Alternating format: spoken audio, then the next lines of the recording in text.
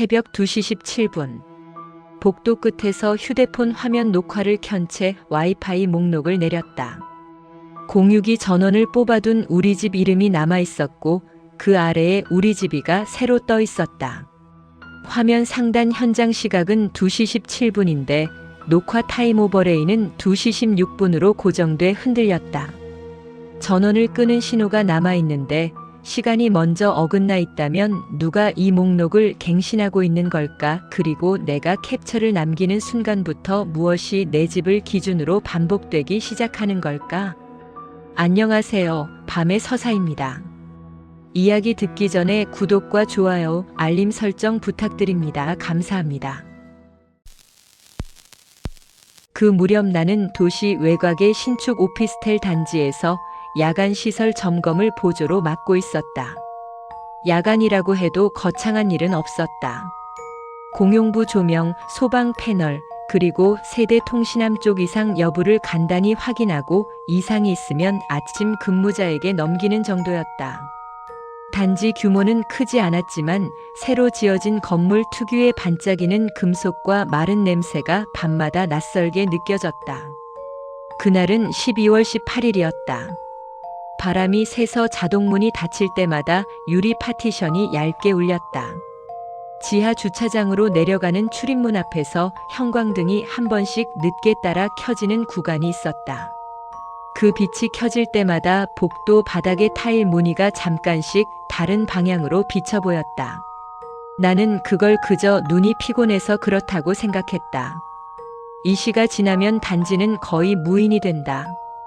엘리베이터 운행 소리도 뜸해지고 복도는 바람 소리와 기계 환풍의 낮은 웅웅거림만 남는다. 그 정적 속에서 내 휴대폰은 자꾸 와이파이 목록을 새로 고치고 있었다. 화면을 끄고 주머니에 넣어도 잠깐 진동이 오고 화면을 켜면 연결 시도가 바뀌어 있었다. 처음에는 단지 공용 와이파이가 새로 잡히는 줄 알았다. 새 건물에는 공용 설비용 네트워크가 따로 있고 세대별 공유기 신호도 복도에서 잘 잡힌다. 그래서 이름이 비슷한 목록이 늘어나는 건 흔한 편이다. 하지만 그날은 달랐다. 목록 상단에 늘 있던 우리 집 이름이 전원을 뽑아둔 상태에서도 그대로 떠 있었다.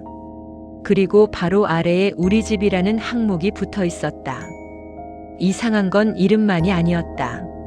신호 막대가 복도 한가운데에서는 약했다가 내 현관 앞에서만 갑자기 꽉 차오르는 것처럼 변했다. 문고리 가까이로 손을 가져가면 막대가 올라가고 한 걸음만 뒤로 물러서면 뚝 떨어졌다. 마치 문틈 안쪽에서만 송신이 새어나오는 느낌이었다. 나는 그날 오후에 분명히 공유기 전원을 뽑아두었다. 전원 어댑터는 멀티탭에서 빠져 있었고 멀티탭 스위치도 내려가 있었다. 그 상태로는 목록에서 사라지는 게 정상이다. 그런데 화면은 사라지지 않았다. 목록을 아래로 당겨 새로 고침할 때마다 우리 집 이름과 우리 집이는 번갈아 위로 올라왔다. 나는 습관적으로 화면 녹화를 켰다. 설명하려고 켠 게 아니라 나중에 점검 인수인계를 위해 근거가 필요할 때가 있기 때문이다. 그런데 녹화를 켜는 순간부터 화면 상단의 현장 시각과 녹화 타임 오버레이가 어긋나기 시작했다.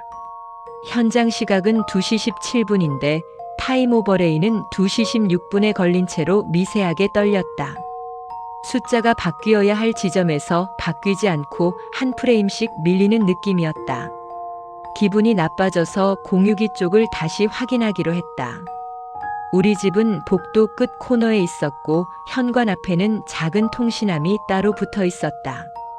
통신함 문은 원래 잠겨 있어야 했지만 그날은 아주 얇게 틈이 벌어져 있었다. 문 가장자리 고무 패킹이 눌린 흔적이 남아있고 손끝을 대면 차가운 금속이 손바닥에 달라붙었다. 통신함 안에는 세대 단자함과 케이블이 정리돼 있었다. 케이블 타이 몇 개가 눌려 있고 그 위에 먼지가 한 줄로 비어 있었다. 누군가 손을 넣었다가 뺀 흔적처럼 먼지의 결만 반대 방향으로 갈라져 있었다. 나는 그 틈을 눈으로만 확인하고 곧바로 문을 닫았다. 이유는 간단했다. 벽면에 붙은 안내문에 야간에 통신함을 임해 개방하지 말라는 경고가 적혀 있었기 때문이다. 그 안내문은 오래된 종이였는데 새로 출력한 듯 종이 결만 유난히 선명했다. 그 아래에는 와이파이 SSID 중복이 확인되면 삭제나 비밀번호 변경을 먼저 하지 말고 캡처를 남긴 뒤 보고하라는 문장도 덧붙어 있었다. 마지막 줄에는 점검 중에는 현관 앞에서 1분 동안 이동을 멈추고 신호 변화를 확인하라는 지시가 붙어 있었다. 평소에는 눈에 들어오지 않던 규칙들이 그날은 이상하게 또렷했다. 나는 안내문을 떠올리며 현관 앞에 섰다. 1분을 세는 동안 복도 공기가 한 번 더 차가워졌다. 바닥에서 올라오는 냉기가 발목을 스쳤고 멀리서 자동문이 닫히는 소리가 2번 겹쳐 들렸다. 휴대폰 화면을 다시 켜니 우리 집이가 위로 올라와 있었다. 연결을 시도하는 아이콘이 잠깐 돌다가 멈췄고 그 다음 순간에는 우리 집 이름이 다시 위로 떠올랐다. 나는 공유기 전원을 다시 한번 확인하려고 집 안으로 들어갔다. 멀티탭 스위치는 여전히 내려가 있었다. 어댑터는 빠져 있었고 콘센트 주변에는 손댄 흔적이 없었다. 그런데도 휴대폰은 복도 쪽으로 돌아서면 신호를 꽉 잡고 집 안으로 들어오면 신호가 약해졌다. 전원이 없는 신호가 문 밖에서만 강해진다는 건 내가 알던 상식과 맞지 않았다. 그때 휴대폰이 아주 짧게 한 번 더 진동했다. 화면을 보니 방금 전까지 목록에 없던 항목이 한 줄 더 생겨 있었다. 이름은 공용 설비처럼 보였지만 신호 막대가 우리 집이와 같은 리듬으로 흔들렸다. 동시에 녹화 타임오버레이는 여전히 2시 16분 근처에서 멈춰 있었다. 시간은 앞으로 가는데 기록은 같은 자리에서 움찔거리기만 했다. 나는 그 자리에서 결론을 내리지 않았다. 대신 해야 할 일을 했다고 생각했다. 캡처를 남기고 규칙대로 삭제나 변경은 하지 않고 아침 근무자에게 넘길 메모를 머릿속으로 정리했다. 다만 그 순간부터 내 점검은 점검이 아니게 되었다.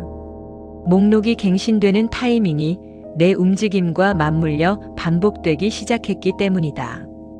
내가 현관 앞에 멈추면 한 줄이 늘고 한 걸음 뒤로 물러나면 시간이 어긋나고 화면을 끄면 진동이 먼저 왔다.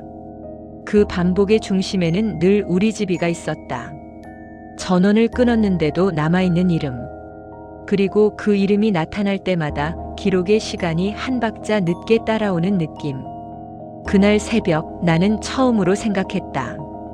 이건 단순히 신호가 잡히는 문제가 아니라 내가 남기는 기록 자체가 누군가에게 기준이 되고 있다는 느낌이었다. 현관 앞에서 1분을 버티는 동안 복도 환풍 소리가 일정하지 않게 갈라졌다. 웅웅거리던 저음이 한 박자씩 꺼졌다 붙는 느낌이었고 그때마다 휴대폰 화면의 신호 막대가 같이 들썩였다. 단순히 세로 고침이 아니라 내 주변 공기 자체가 갱신 주기가 된 것처럼 보였다. 나는 규칙대로 아무것도 건드리지 않으려고 했다. 비밀번호 변경도 목록 삭제도 하지 않았다. 대신 화면 녹화 파일을 확인했다. 그런데 이상하게도 파일 정보에 표시되는 시작 시각이 2시 17분으로 잡히지 않았다. 녹화는 분명 그 순간에 켰는데 파일은 2시 16분에서 시작한 것처럼 보였고 첫 프레임 몇 장이 빈 화면처럼 끊겨 있었다. 어두운 복도에 서 있었는데도 영상 속 첫 장면은 방 안의 벽처럼 평평한 어둠이었다. 그 차이가 더 싫었다. 눈앞 현실과 기록 사이에 얇은 막이 끼어들어 내가 본 순서를 바꾸는 느낌이었다. 나는 다시 복도로 나가 현관 앞에 섰다. 이번에는 휴대폰을 문고리 쪽으로 가져가지 않고 통신함에서 조금 떨어진 타일 선 위에 발끝을 맞췄다. 바닥 타일의 줄눈이 그 지점을 표시처럼 만들어주고 있었다.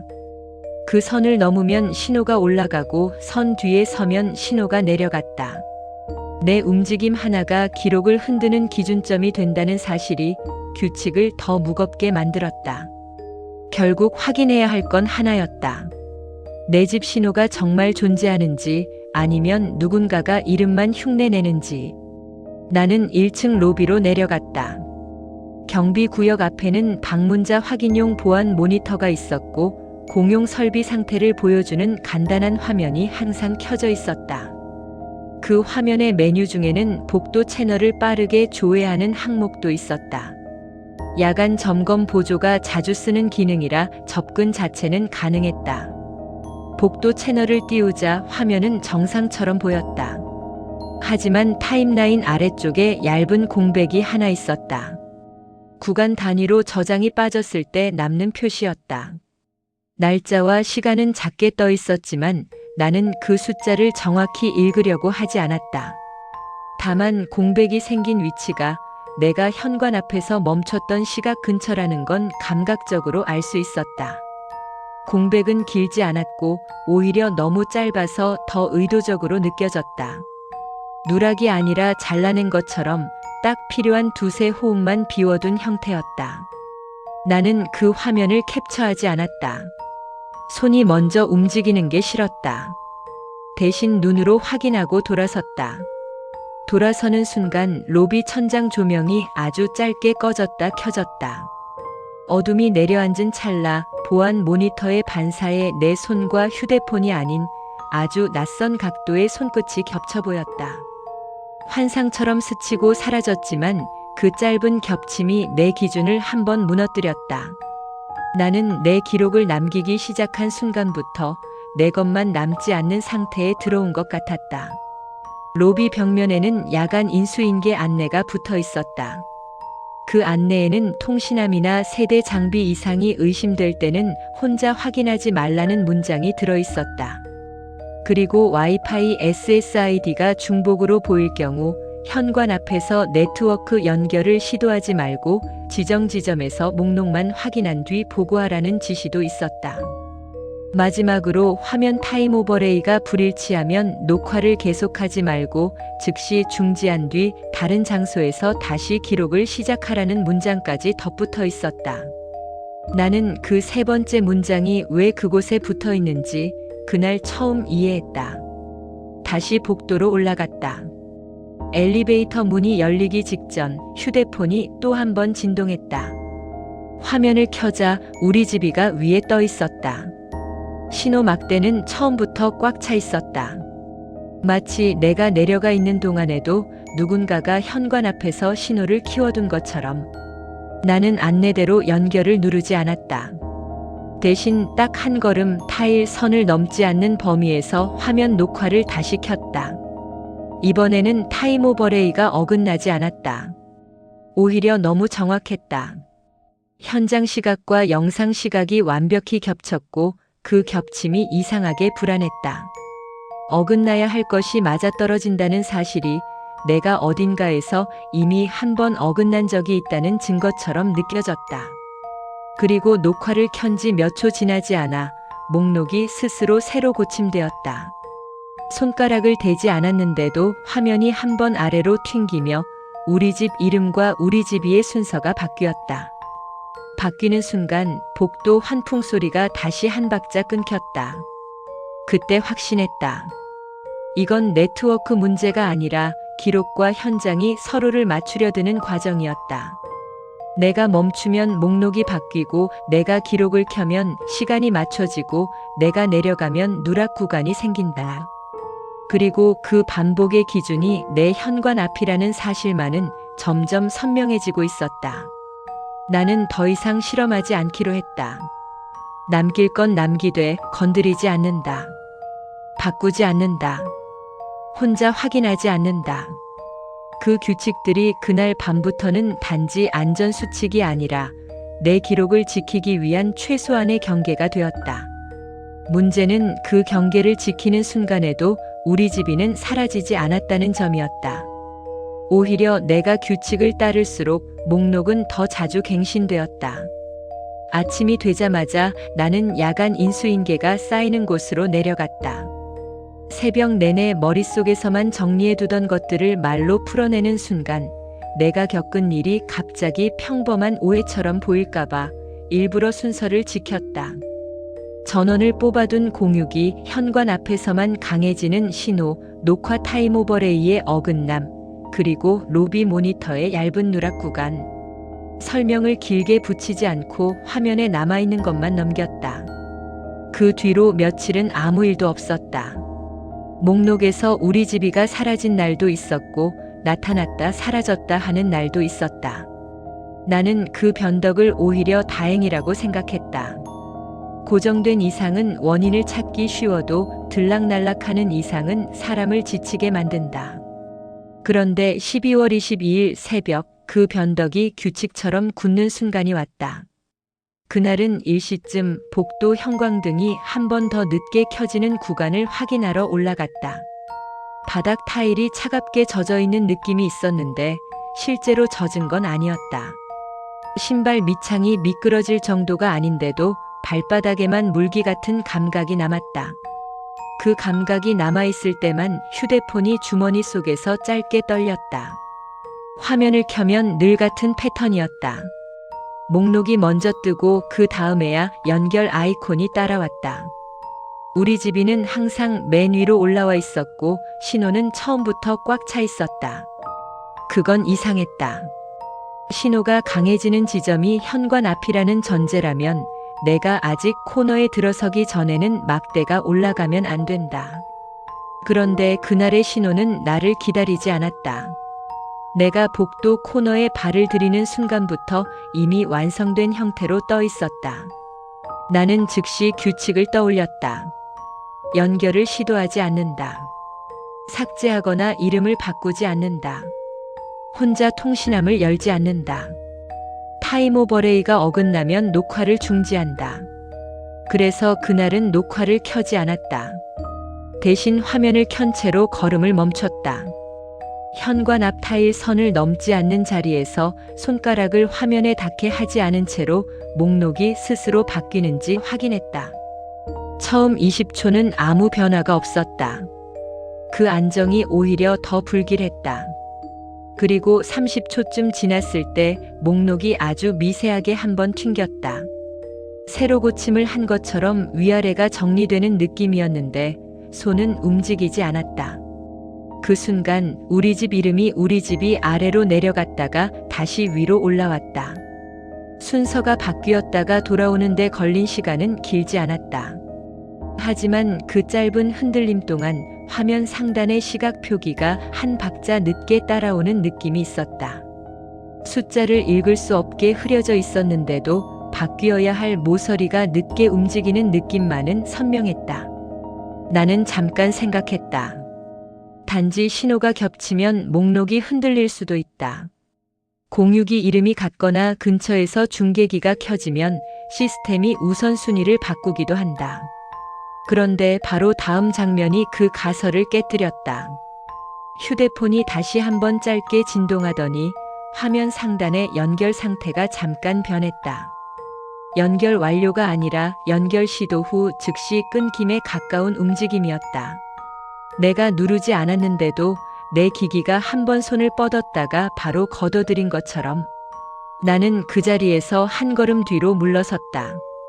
신호가 떨어지는지 확인하려는 행동이었다. 그런데 신호는 떨어지지 않았다. 오히려 막대가 그대로 유지됐다. 그게 두 번째 결과였다. 현관 앞이라는 기준이 무너진 순간 내 움직임이 기준이라면 뒤로 물러난 만큼 약해져야 한다. 그런데 신호는 내 거리를 무시했다. 더 이상 복도에서 버티고 싶지 않아 통신 설비가 모여있는 지하 EPS 구역으로 내려갔다.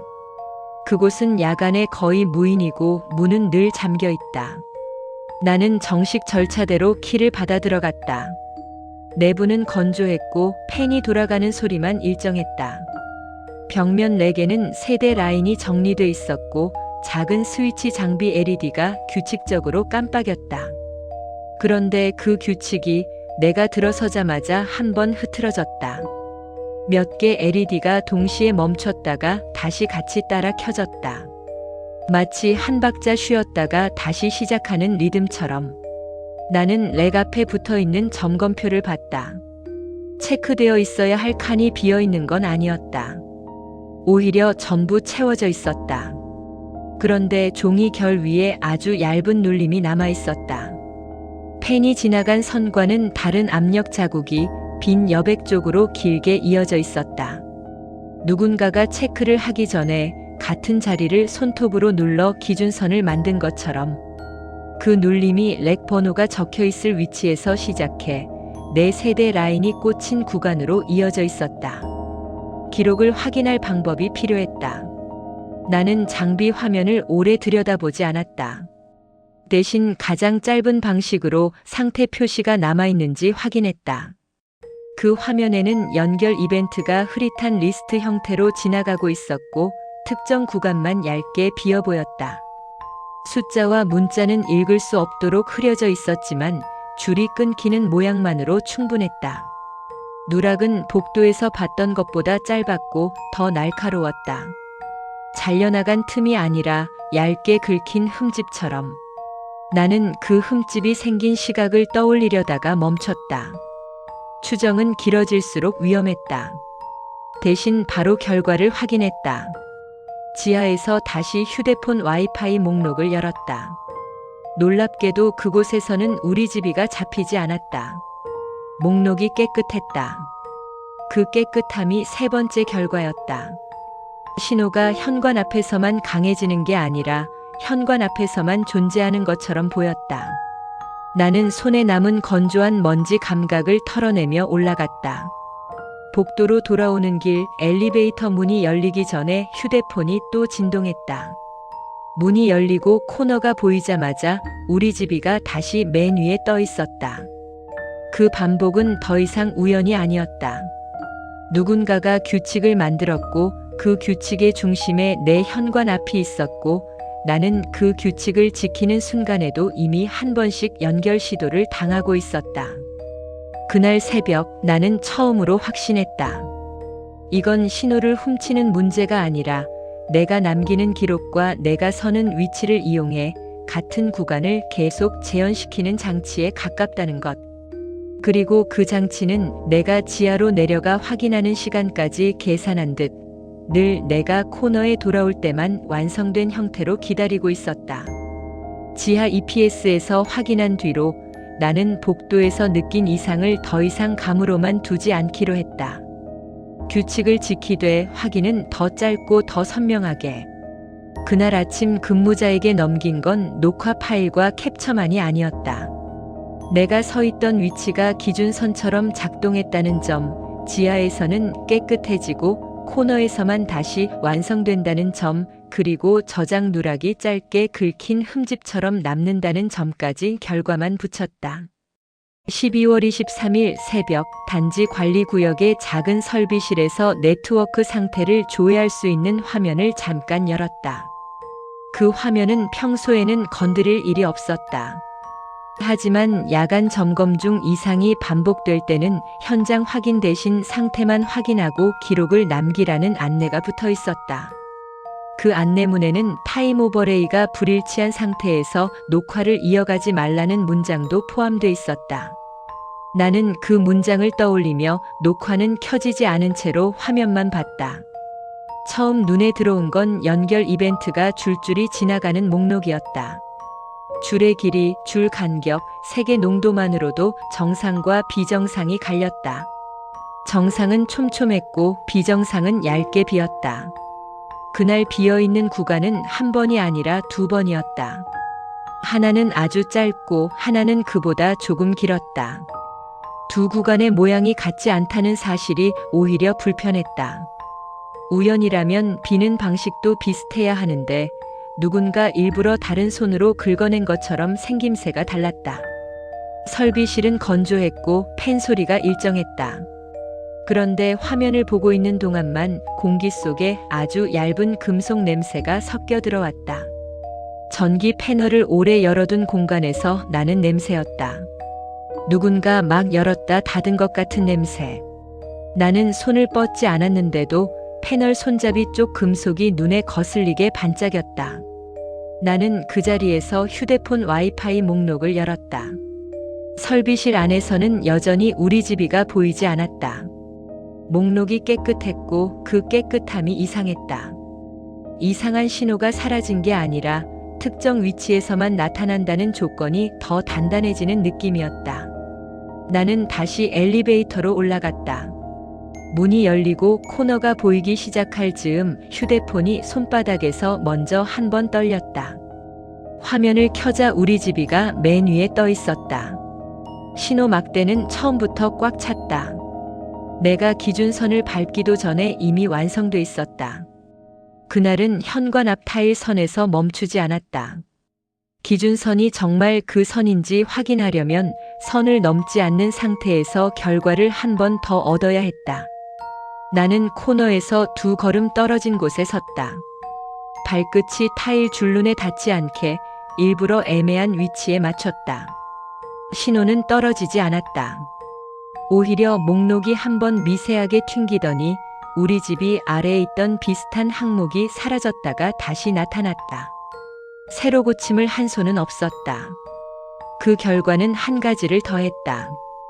기준선은 내가 생각한 선이 아니라 내 존재가 멈춰 서는 지점 자체일 수 있다는 것. 나는 규칙을 지키기 위해 연결을 누르지 않았지만 화면 상단의 연결 상태는 잠깐 흔들렸다. 시도와 중단이 한 박자 안에서 끝났다.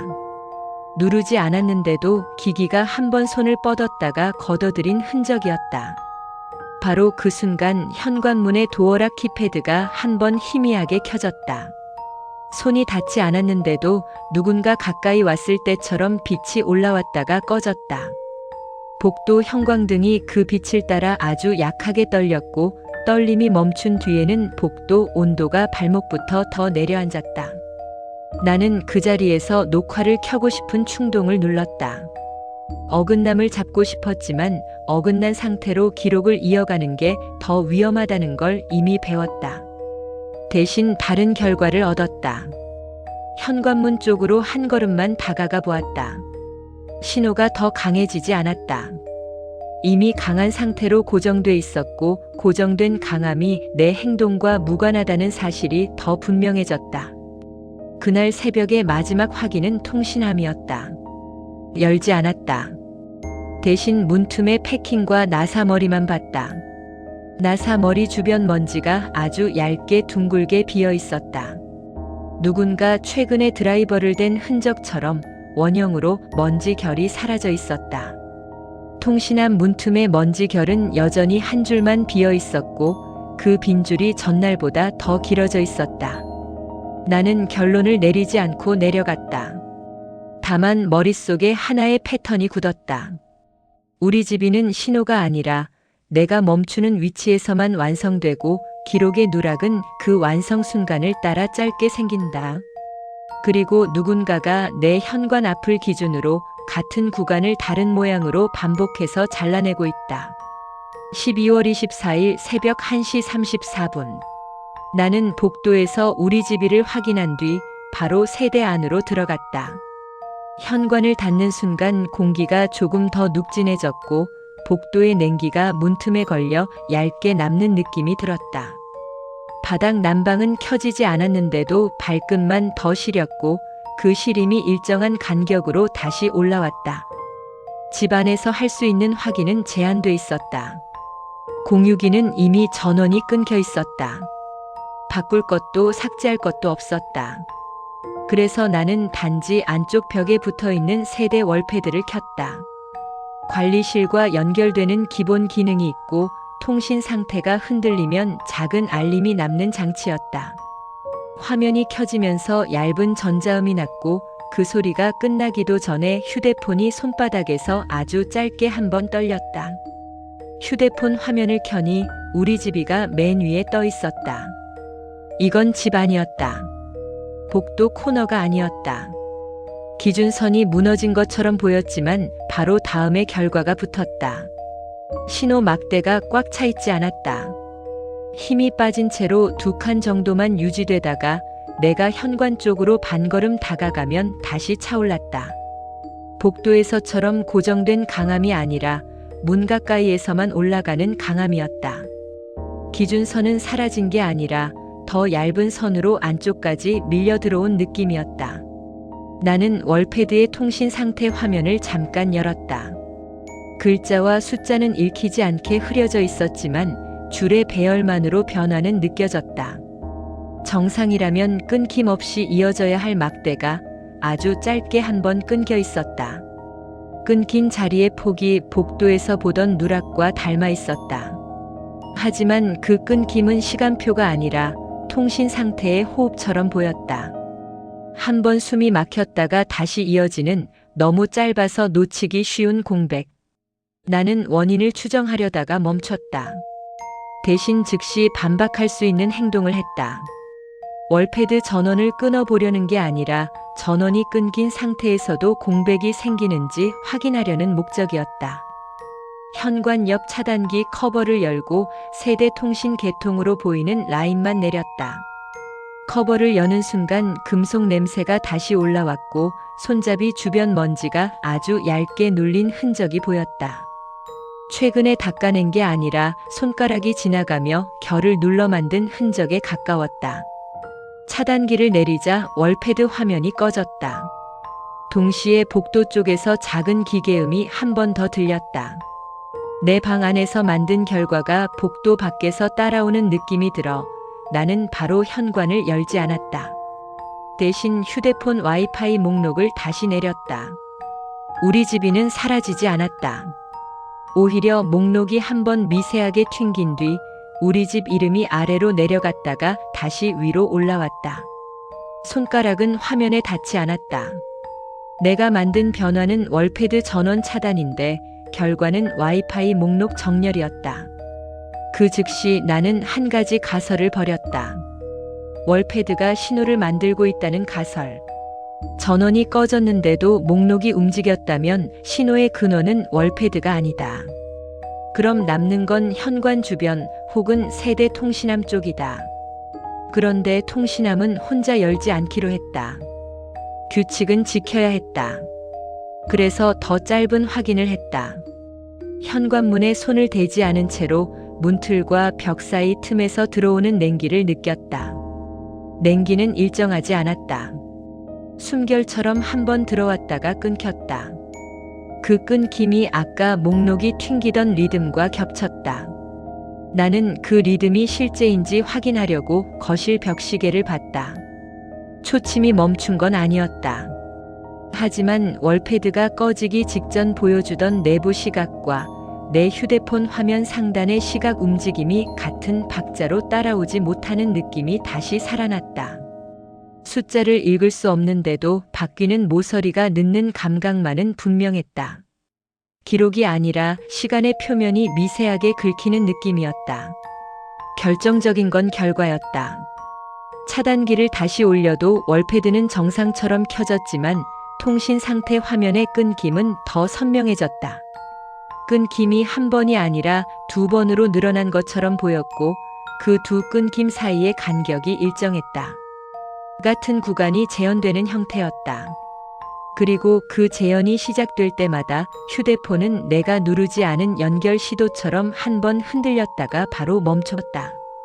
나는 더 이상 세대 안에서 버티지 않았다. 문을 열고 복도로 나가려는 순간 도어락 키패드가 손이 닿지 않았는데도 아주 희미하게 켜졌다가 꺼졌다. 그 빛이 꺼진 뒤 복도 형광등이 한 번 더 늦게 따라 켜지는 구간에서 같은 박자로 미세하게 떨리는 게 보였다.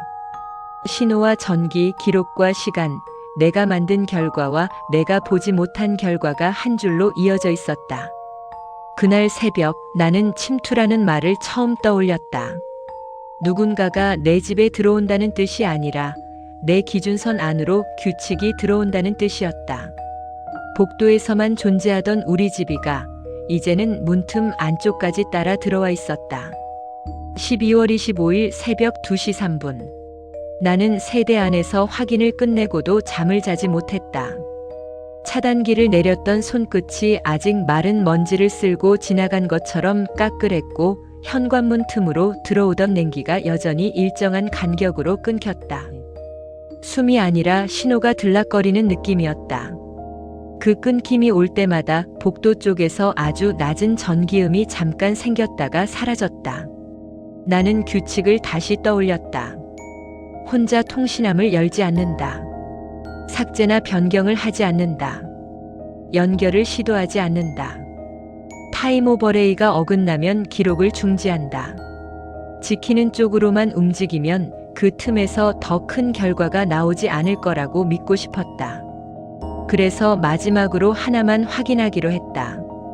내 세대 내부에서 일어난 끊김이 공용 설비 쪽 기록에도 같은 모양으로 남는지. 나는 관리구역의 설비실로 내려갔다. 키를 받아 문을 열 때 손잡이가 이상하게 차가웠고 손바닥을 떼고 나서도 차가움이 남았다. 실내 팬 소리는 일정했지만 그 일정함이 가끔 한 박자 늦게 따라오는 것처럼 들렸다. 내가 걸음을 멈추면 소리가 먼저 멈추고 내가 다시 움직이면 소리가 늦게 이어졌다. 감각이 기록의 박자에 끌려가는 느낌이었다. 설비실 화면에서 세대 라인 상태를 잠깐 조회했다. 줄들이 흐릿하게 이어지다가 특정 구간에서만 얇게 끊기는 모양이 있었다. 문제는 그 끊김의 위치가 하나가 아니라는 점이었다.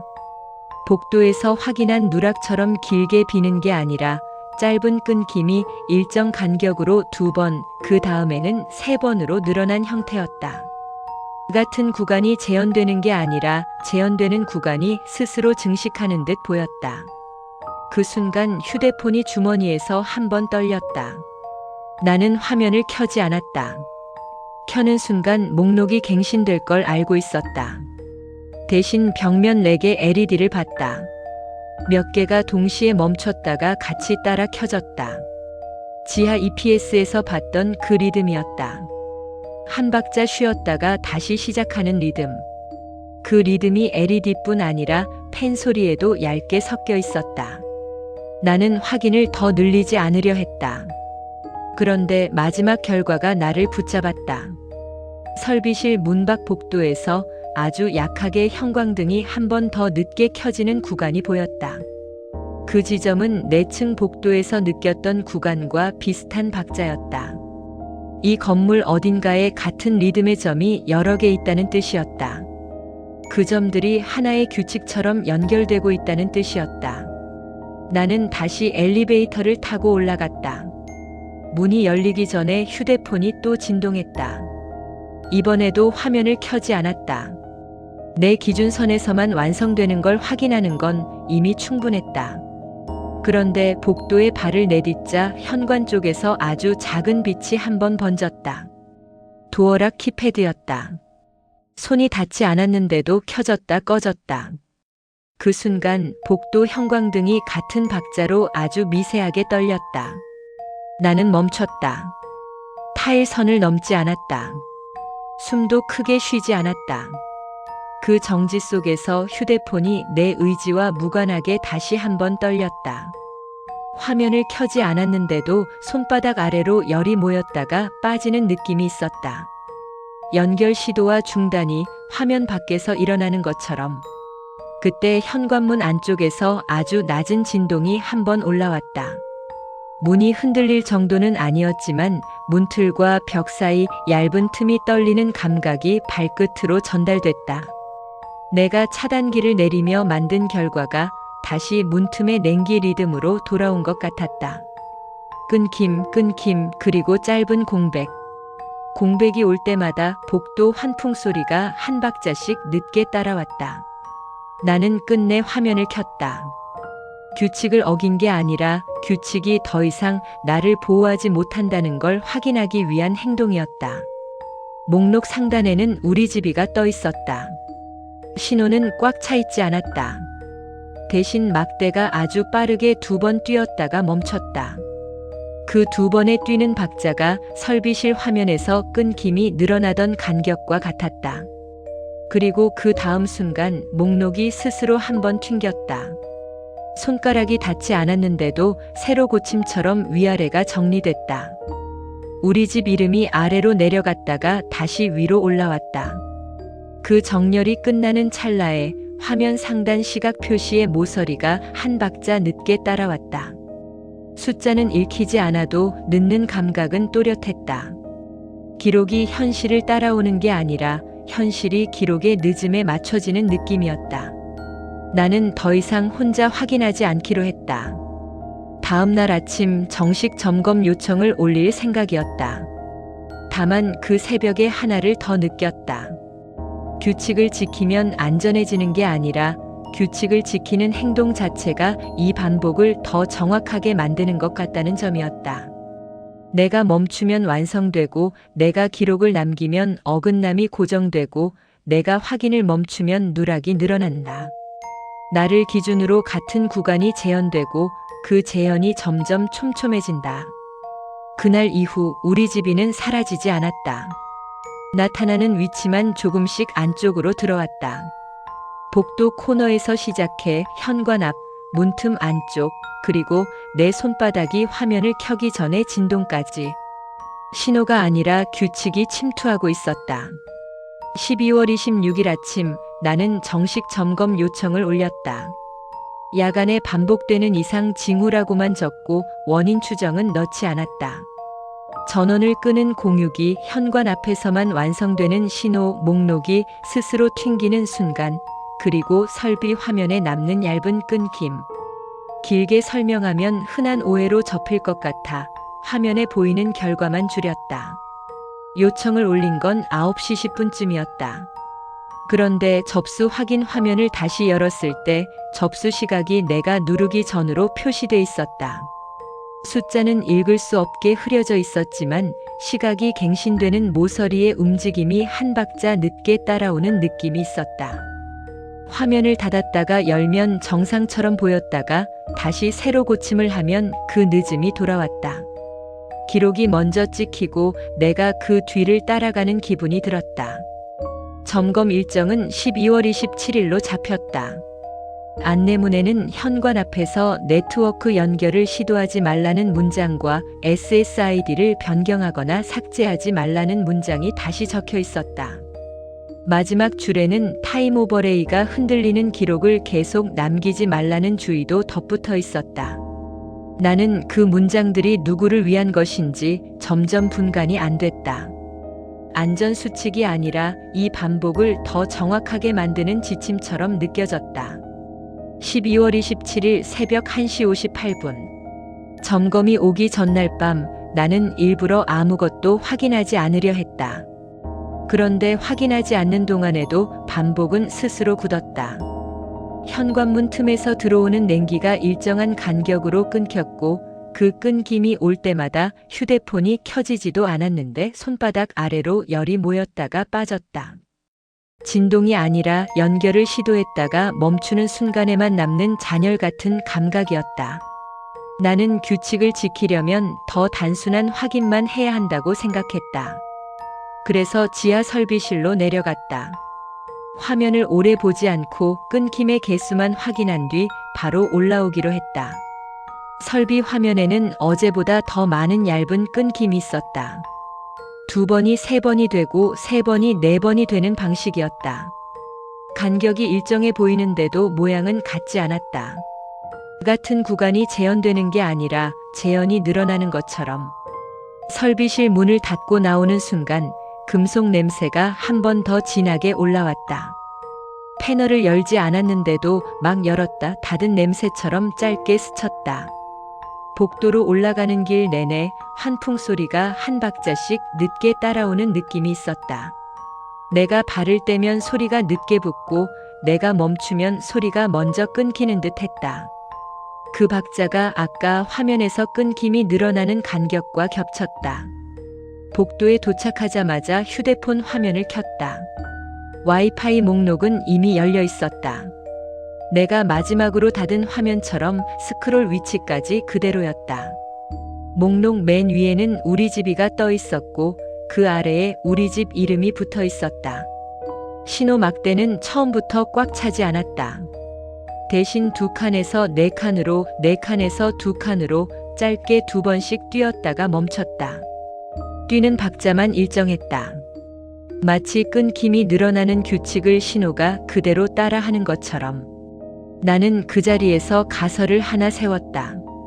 누군가 근처에 중계 장치를 두고 신호를 쏘는 것일 수 있다. 하지만 바로 반박이 왔다. 현관문에서 한 걸음만 물러나도 신호는 떨어지지 않았다. 오히려 목록이 한 번 스스로 튕기며 정렬이 바뀌었다. 손가락은 화면 위에 없었다. 정렬이 끝나는 순간 화면 상단의 시각 표기가 또 한 박자 늦게 따라왔다. 내가 본 변화는 신호가 아니라 기록의 박자였다. 그때 세대 안쪽에서 아주 작은 기계음이 한 번 들렸다. 월패드가 켜질 때 나는 전자음과 비슷했지만 나는 그날 월패드를 켠 적이 없었다. 동시에 도어락 키패드가 희미하게 켜졌다가 꺼졌다. 손이 닿지 않았는데도 근접이 감지된 것처럼 복도 형광등이 그 빛을 따라 아주 미세하게 떨렸고 떨림이 멈춘 뒤에는 공기가 더 차가워졌다. 나는 더 이상 확인을 늘리지 않고 그대로 서서 화면만 껐다. 그런데 화면을 끄는 순간 휴대폰이 한 번 더 뜨겁게 달아올랐다가 식었다. 연결을 시도했다가 끊긴 흔적 같은 열감이었다. 규칙을 지키는 행동이 그 시도를 더 또렷하게 만드는 것 같았다. 12월 27일 점검이 오면 끝날 거라고 생각했지만 그날 새벽에는 오히려 반대였다. 누군가의 장치가 아니라 내가 남기는 기록과 내가 멈추는 박자가 이 반복을 키우고 있다는 느낌이 더 선명해졌다. 신호는 점점 내 기준선 안쪽으로 들어오고 있었고 끊김은 점점 늘어나고 있었다. 12월 27일 오전 점검 담당자는 약속된 시간보다 조금 일찍 도착했다. 복도에서 마주친 그는 장비를 꺼내기 전에 먼저 주변을 훑었다. 새 건물 특유의 반짝이는 스테인리스와 밤새 차갑게 식은 바닥이 낮에도 아직 온기를 못 올린 상태였다. 나는 설명을 길게 하지 않았다.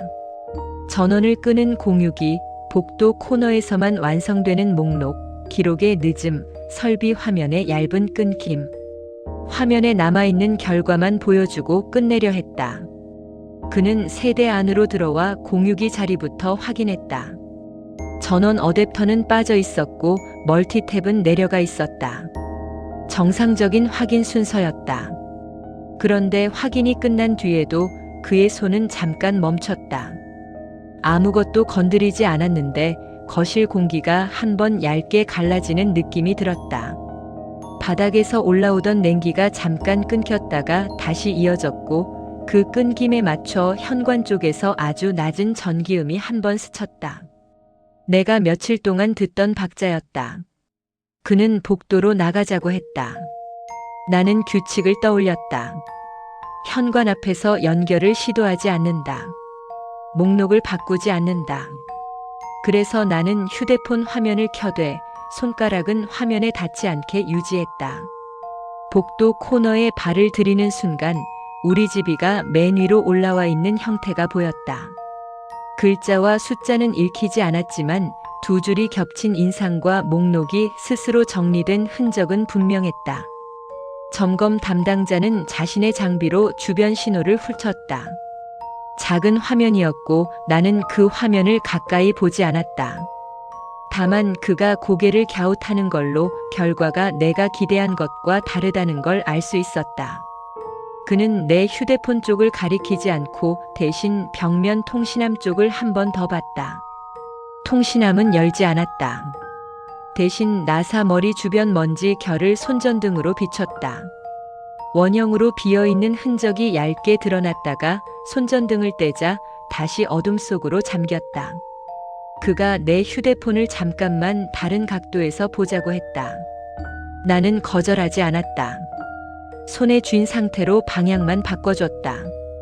그 순간 목록이 아주 미세하게 한 번 튕겼다. 세로 고침처럼 위아래가 정리되는 흔들림이었다.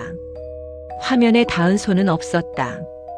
그리고 그 튕김이 끝나는 찰나 화면 상단의 시각 표기 모서리가 한 박자 늦게 따라오는 느낌이 다시 나타났다.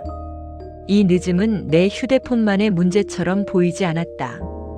내 손이 아닌 내 위치가 트리거라는 느낌이 더 선명해졌다. 점검 담당자는 마지막으로 설비실 로그를 짧게 확인하겠다고 했다. 우리는 함께 내려갔다. 지하로 내려갈수록 공기는 건조해지고 금속 냄새는 선명해졌다. 설비 화면에는 줄들이 촘촘히 이어지다가 몇 군데에서 얇게 끊기는 모양이 있었다. 글자와 숫자는 읽히지 않았지만 끊김의 개수가 전날보다 늘어난 듯 보였다. 2번이던 것이 3번이 되고 3번이 4번이 되는 방식. 그 끊김의 간격이 일정하게 보인다는 사실이 단순 오류보다 더 불길했다. 점검 담당자는 내 앞에서 메모를 남겼다. 종이에 체크가 들어가고 여백이 남고 다시 체크가 이어졌다. 그런데 종이가 책상 위에서 살짝 밀리는 순간 여백 쪽에 아주 얇은 눌림이 먼저 생겼다. 펜이 닿지 않은 자리였다. 손바닥이 닿았나 싶었지만 그의 손은 종이 가장자리만 잡고 있었다. 눌림은 렉 번호가 적혀 있을 자리에서 시작해 내 세대 라인이 꽂힌 구간 쪽으로 길게 이어졌다. 나는 그걸 말하지 않았다. 말하는 순간 설명이 되고 설명이 되는 순간 이건 사소한 착각으로 처리될 것 같았다. 지상으로 올라오는 길 엘리베이터 문이 열리기 직전에 내 휴대폰이 한 번 떨렸다. 화면을 켜지 않았는데도 손바닥 아래로 열이 모였다가 빠졌다. 연결 시도와 중단이 화면 밖에서 진행되는 듯한 감각이었다. 점검 담당자는 내 표정을 보고도 원인을 단정하지 않았다. 다만 절차대로 추가 점검을 신청하겠다고 했다. 통신함을 정식으로 개방해 확인하되 단지 내 다른 코너에서도 유사 신호가 잡히는지 비교하겠다는 내용이었다. 나는 그 말에 안도해야 했지만 이상하게도 안도는 오래가지 않았다. 절차가 시작될수록 반복의 박자가 더 정확해지는 느낌이 들었기 때문이다.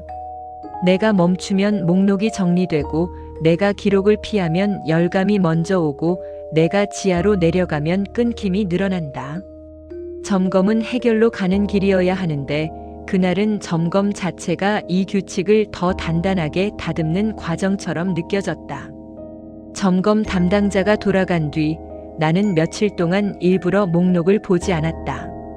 확인을 줄이면 반복도 약해질 거라고 생각했다. 그게 첫 번째 가설이었다. 눈을 떼면 사라지는 종류의 이상이라면 기록을 남기지 않는 쪽이 안전하다. 하지만 반박은 더 조용하게 왔다. 12월 28일 새벽 2시 11분 휴대폰을 충전기에 올려둔 채로 잠들려던 순간 화면이 꺼진 상태에서도 기기 뒷판이 짧게 뜨거워졌다가 식었다. 진동도 없고 알림도 없었다. 열감만 있었다. 그 열감이 올 때마다 현관문 틈의 냉기가 한 박자씩 끊겼다. 눈으로 확인하지 않아도 내 집은 이미 같은 리듬으로 갱신되고 있었다. 나는 두 번째 가설을 세웠다. 내 휴대폰이 문제일 수 있다. 목록이 튕기고 시간이 늦게 따라오는 건 기기 오류일 수 있다. 그래서 그날은 오래된 예비폰을 꺼냈다. 공장 초기화까지는 하지 않았지만 와이파이 기능만 켜고 다른 건 전부 껐다. 같은 코너에서 같은 시간에 같은 현상이 뜨는지 최소한의 비교를 하려는 목적이었다.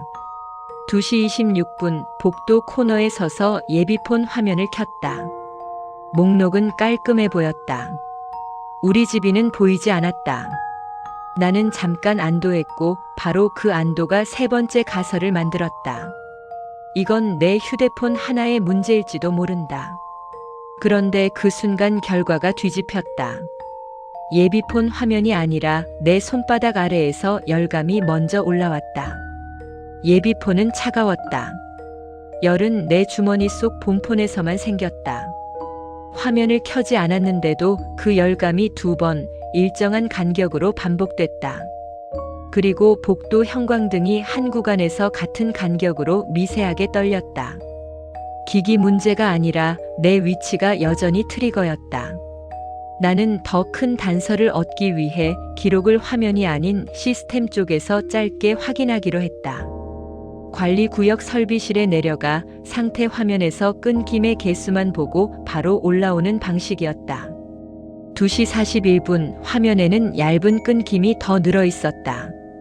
이전에는 두세 개가 일정 간격으로 보였는데 그날은 끊김 사이의 간격이 한 번 더 촘촘해져 있었다. 끊김의 모양이 같지 않은데도 반복되는 박자만은 같았다. 마치 누락이 아니라 누락을 만드는 규칙이 확대되는 느낌이었다. 나는 곧바로 반박을 붙였다.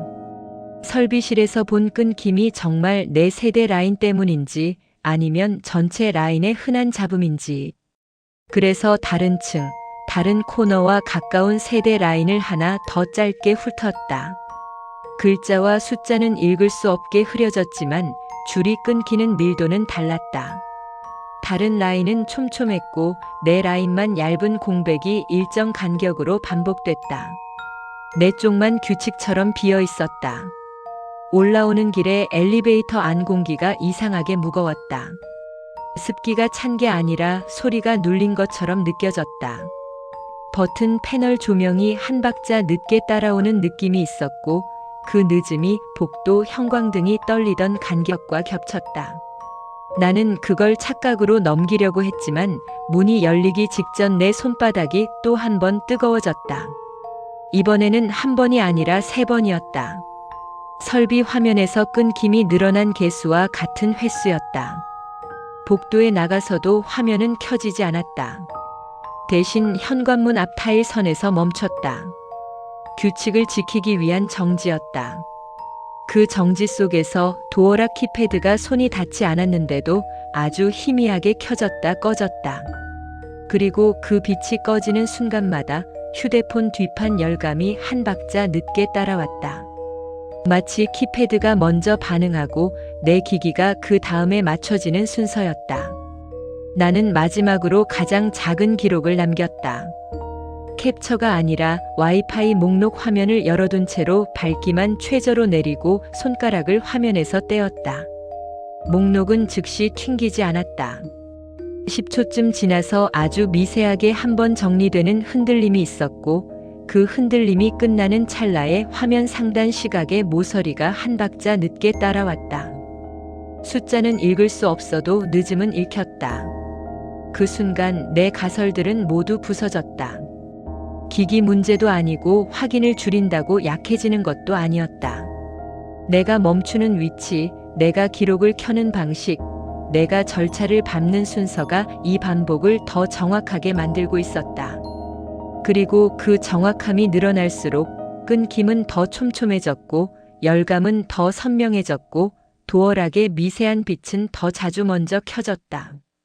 점검 담당자가 돌아간 뒤 나는 며칠 동안 일부러 목록을 보지 않았다. 확인을 줄이면 반복도 약해질 거라고 생각했다. 그게 첫 번째 가설이었다. 눈을 떼면 사라지는 종류의 이상이라면 기록을 남기지 않는 쪽이 안전하다. 하지만 반박은 더 조용하게 왔다. 12월 28일 새벽 2시 11분 휴대폰을 충전기에 올려둔 채로 잠들려던 순간 화면이 꺼진 상태에서도 기기 뒷판이 짧게 뜨거워졌다가 식었다. 진동도 없고 알림도 없었다. 열감만 있었다.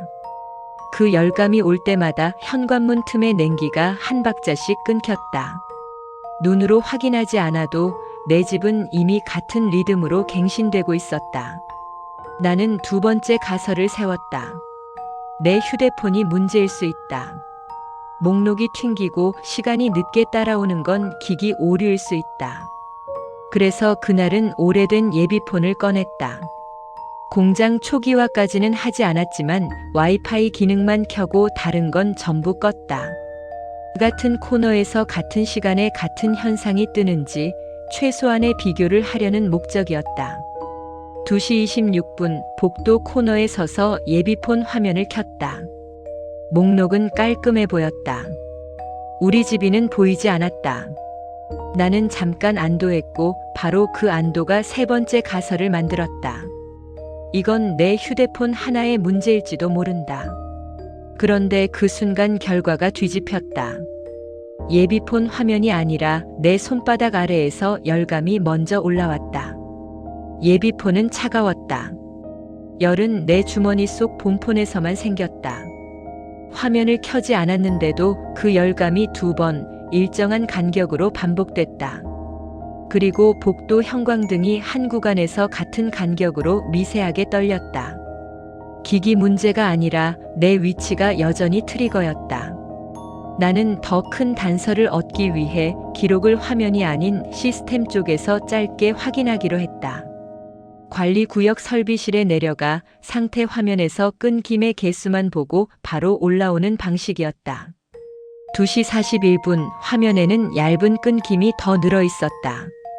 이전에는 2~3개가 일정 간격으로 보였는데 그날은 끊김 사이의 간격이 한 번 더 촘촘해져 있었다. 끊김의 모양이 같지 않은데도 반복되는 박자만은 같았다. 마치 누락이 아니라 누락을 만드는 규칙이 확대되는 느낌이었다.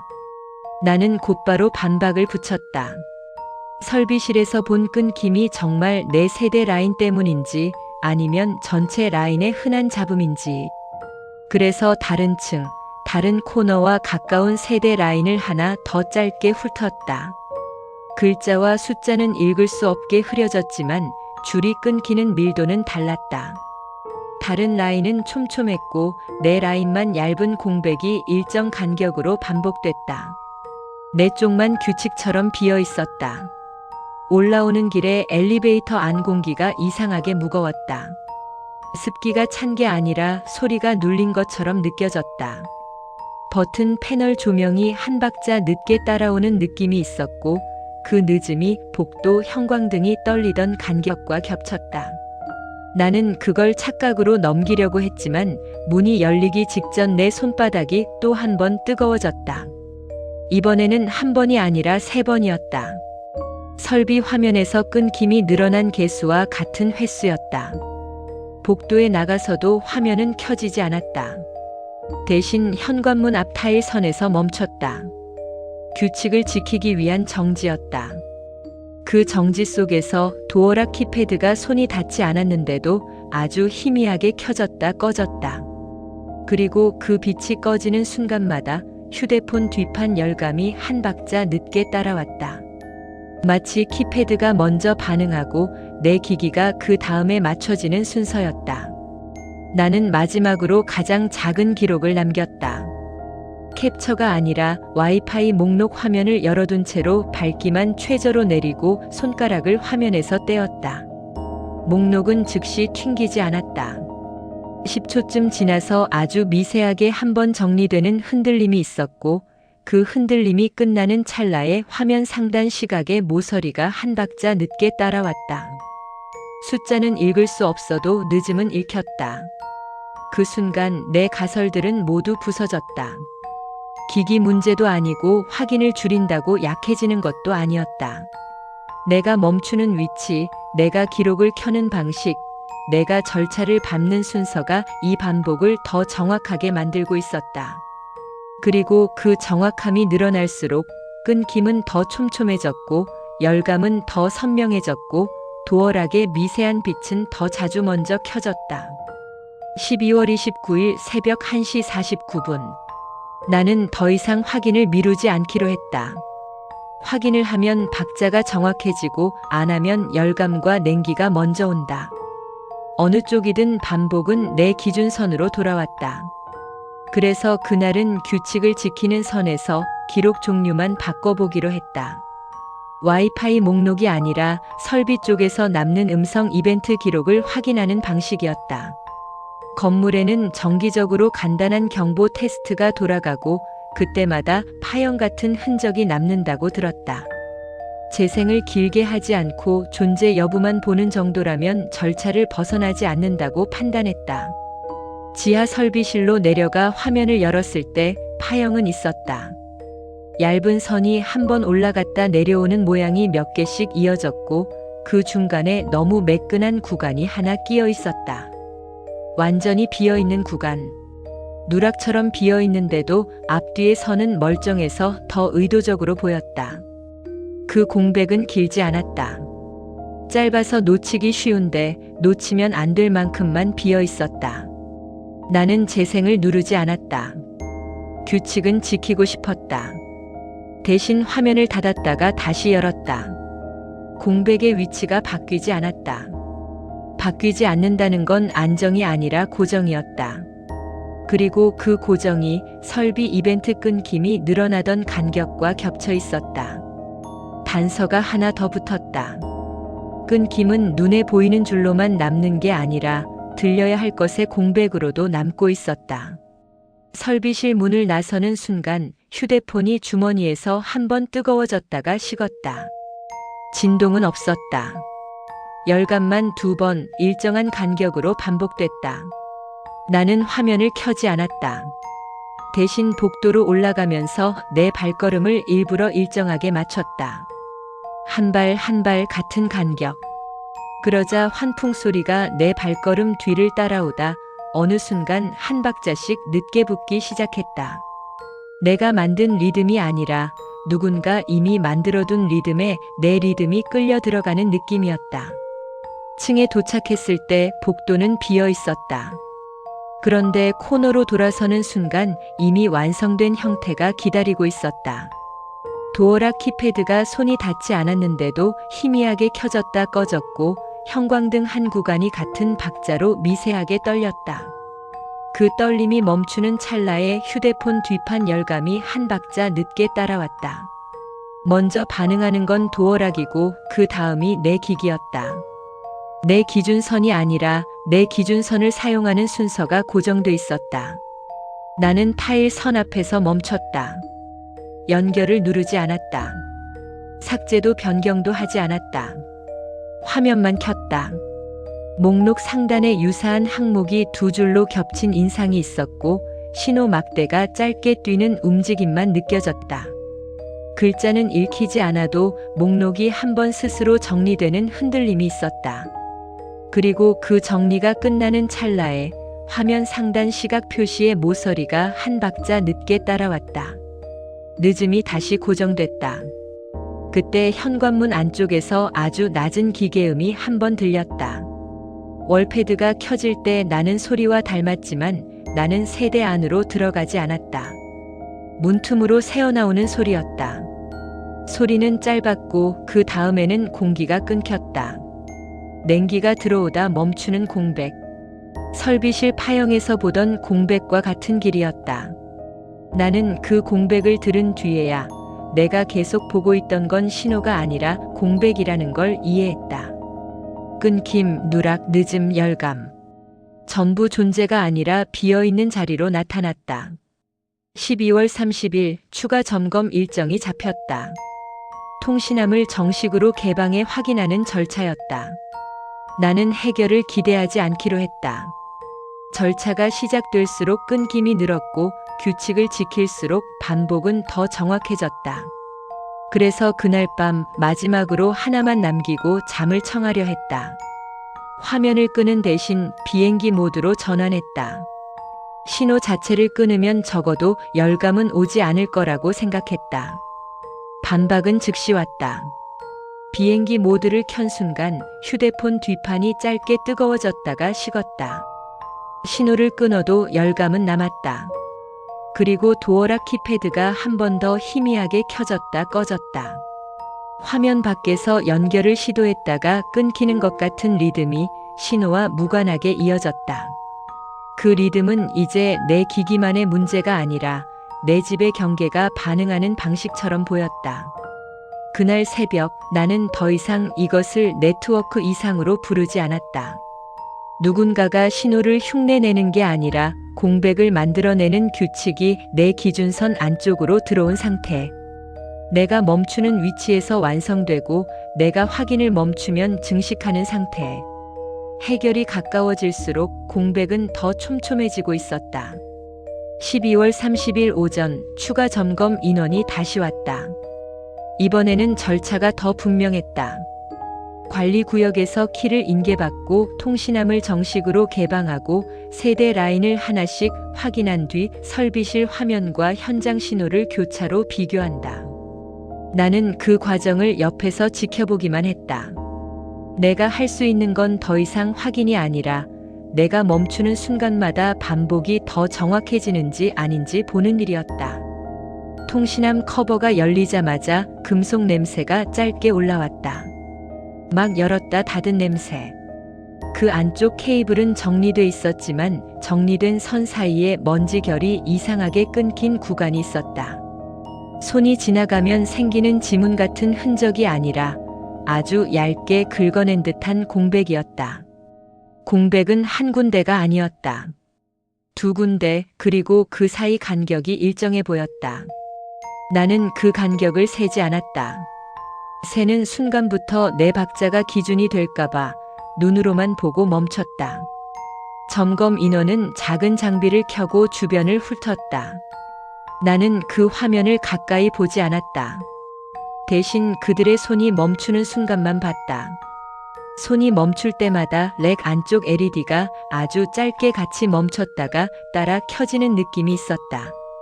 내가 며칠 밤 동안 보던 리듬이었다. 내 세대 안쪽에서, 그리고 복도 형광등에서, 설비실 화면에서 돌아오던 그 한 박자 쉼. 그들이 확인한 결과는 일부는 분명했고 일부는 분명하지 않았다. 분명한 건 하나였다. 내 세대 라인 쪽에서 동일한 이름 계열로 잡히는 신호가 비정상적으로 강해지는 순간이 있다는 것.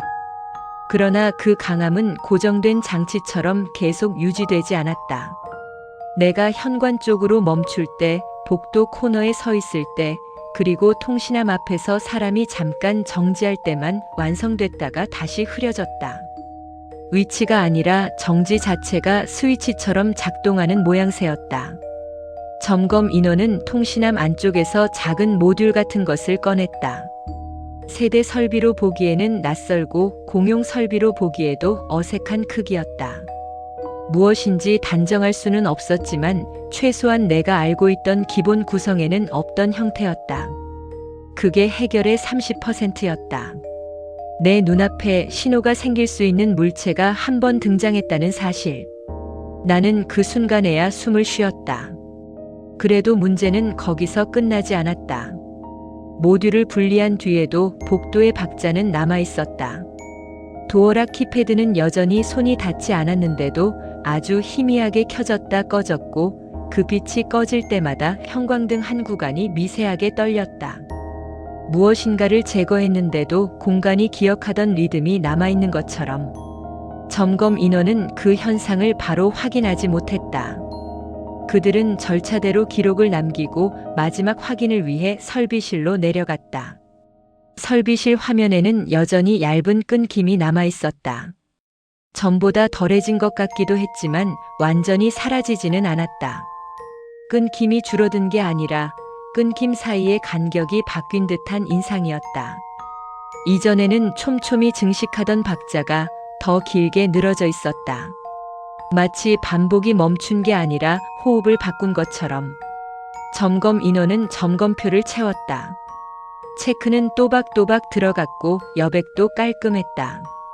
그런데 종이가 책상 위에서 한번 밀릴 때 여백 쪽에 아주 얇은 눌림이 먼저 생겼다. 펜이 닿지 않은 자리였다. 눌림은 렉 번호 구간에서 시작해 내 세대 라인 쪽으로 길게 이어졌다. 나는 그걸 보고도 아무 말도 하지 않았다. 말하는 순간 이 모든 게 내 과민으로 정리될까봐 두려웠다. 대신 그들이 종이를 넘기는 속도와 LED가 쉬었다가 켜지는 박자를 같이 기억했다. 점검이 끝나고 그들이 돌아간 뒤 나는 복도로 올라왔다. 확인을 위해서가 아니라 그냥 집으로 돌아가기 위해서였다.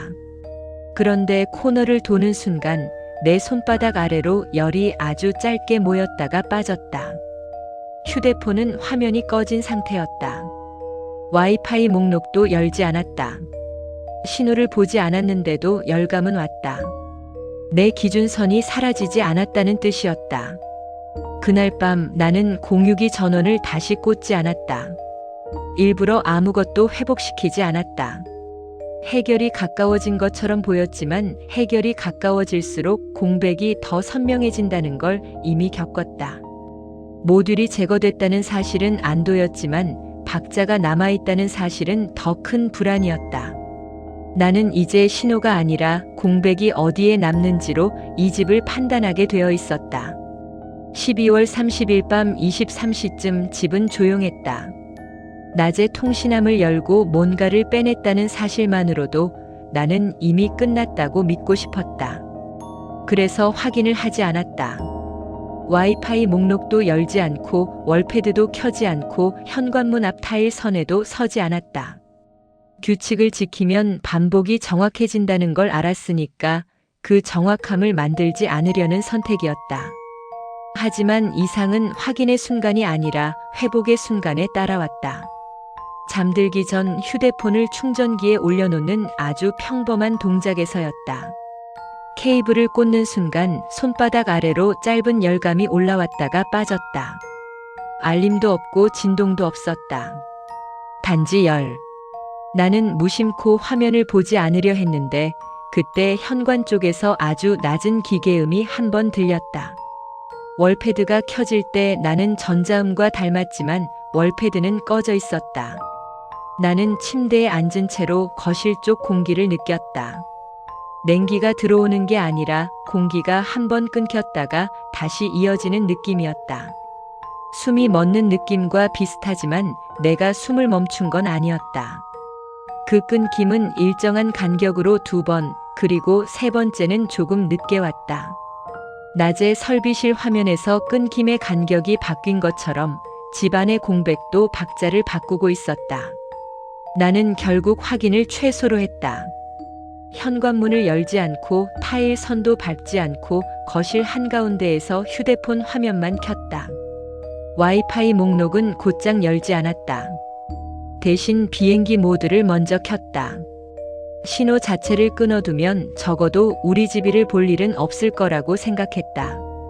비행기 모드 아이콘이 켜지는 순간 화면이 아니라 내 손바닥이 먼저 뜨거워졌다. 아주 짧고 정확한 열감.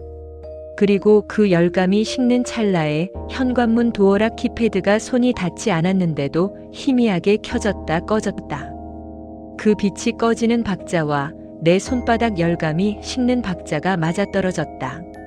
신호가 끊겼는데도 리듬이 남아있다는 건 낮에 모듈을 뺐다는 사실이 해결이 아니라는 뜻이었다. 나는 와이파이 목록을 열었다. 비행기 모드 상태라 목록은 텅 비어 있어야 했다. 그런데 목록 화면 자체가 아주 미세하게 한번 튕겼다. 아무 항목도 없는데 정리되는 듯한 흔들림만 있었다.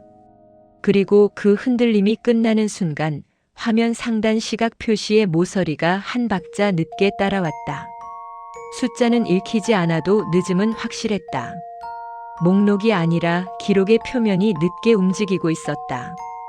그날 밤 나는 처음으로 결론을 바꾸었다. 누군가가 신호를 흉내내는 게 아니라 내 집이 기록을 흉내내고 있었다. 신호가 없어도 목록이 움직이고 시간이 늦고 도어락이 먼저 반응하고 열감이 뒤따른다.